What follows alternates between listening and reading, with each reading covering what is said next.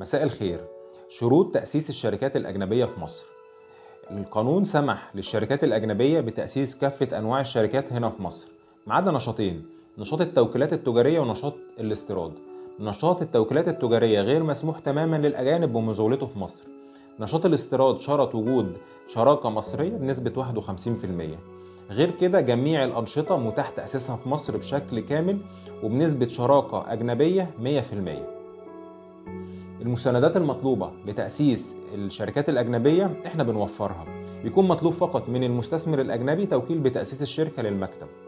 التوكيل ده ممكن يتعمل في مكانين: يا إما يتعمل في السفارة المصرية في الدولة اللي حضرتك فيها، وده بعد توثيقه من مكاتب التوثيق أو جهات التوثيق في البلد اللي حضرتك فيها، وبعد كده بيجي في مصر بنقدر نشتغل بيه تماما.